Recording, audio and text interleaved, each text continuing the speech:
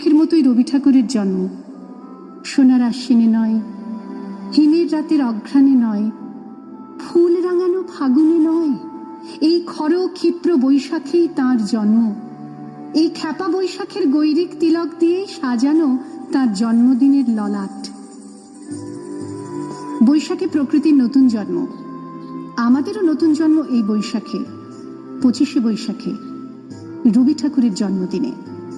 দেখতে হয় না ক্যালেন্ডার, জিজ্ঞেস করতে হয় না তারিখটা কবে, আগে থেকেই বুকের মধ্যে সাড়া ওঠে 25শে বৈশাখ আসছে, রবি ঠাকুরের জন্মদিন।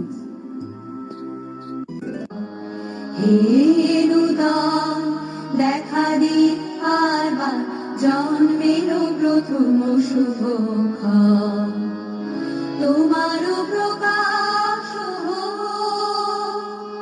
কুহেলিকা করি উদ্ঘাটন সূর্যের মত, তোমার প্রকাশ কুহেলিকা করি উদ্ঘাটন সূর্যের মত। দেখা দি আর জন্মের প্রথম শুভক্ষণ। জন্মদিনের পর জন্মদিন ফুরোয় না, রোজই তার জন্মদিন। 25শে বৈশাখ রোজই, প্রতিদিন প্রতিনিয়তই তার সঙ্গে আমাদের চলাফেরা মেলামেশা। আমাদের হাতের লেখা রবি ঠাকুরের, কথা বলার ভাষা রবি ঠাকুরের, আমাদের প্রেমের চিঠিতে রবি ঠাকুর।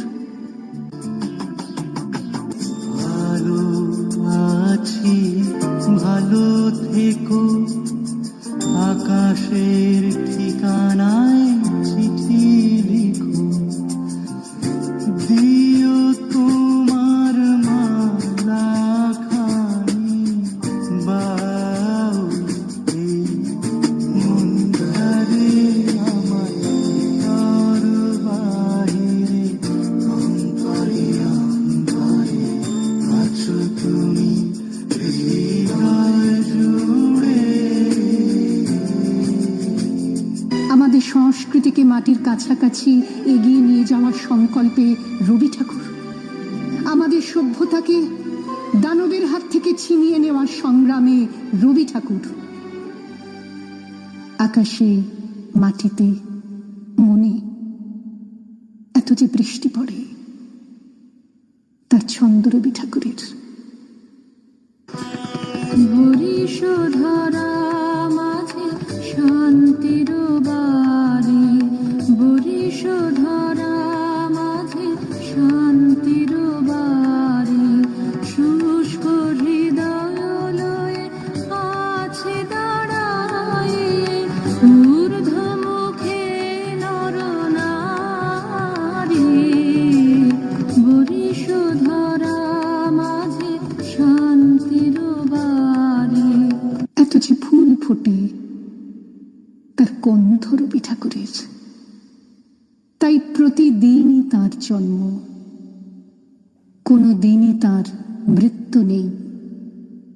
কালের কালা পাহাড় এসে কোনো দিন যদি ভারতবর্ষ থেকে সমস্ত ঠাকুরের পুজোর প্রদীপ নিভিয়ে দিয়ে যায়, তবু একটি ঠাকুরের বেদী চিরকাল থাকবে মাটির সঙ্গে গাঁথা।